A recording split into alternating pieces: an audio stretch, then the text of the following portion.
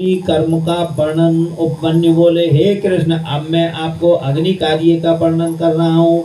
कुंड में स्थल मंडल पर वेदी में लोहे के हवन पात्र में या नूतन सुंदर मिट्टी के पात्र में या विधि पूर्वक अग्नि की स्थापना करके उसका संस्कार करें। तत्पश्चात वहाँ महादेव जी की आराधना करके होम कर्म आरंभ करें।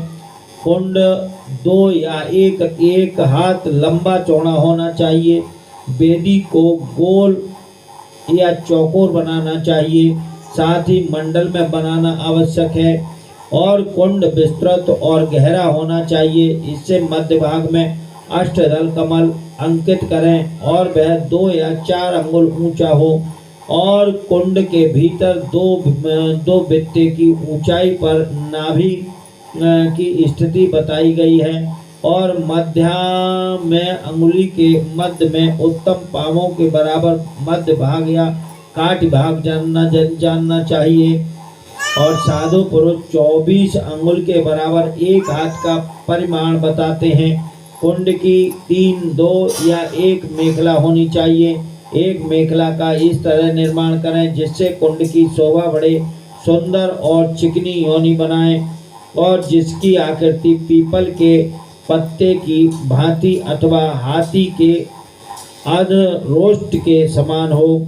और कुंड के दक्षिण या पश्चिम भाग में मेघ के बीचों बीच सुंदरी योनि का निर्माण करना चाहिए, जो मेखला के कुछ नीचे हो और उसका अग्रभाग कुंडली के ओर हो तथा वह मेखला को कुछ छोड़कर बनाई गई हो।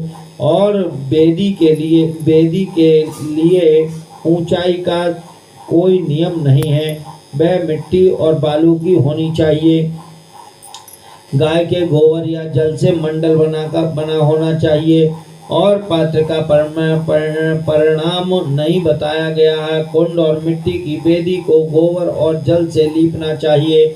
पात्र को धोकर तपाए हुए अन्य वस्तुओं का जल से प्रोक्षण करें और अपने अपने गृह सूत्र में बताई हुई विधि के अनुसार कुंड में वेदी पर उल्लेख रेखा करें और रेखाओं पर से मृतिका लेकर ईशान कोण से फेंक दें और फिर अग्नि के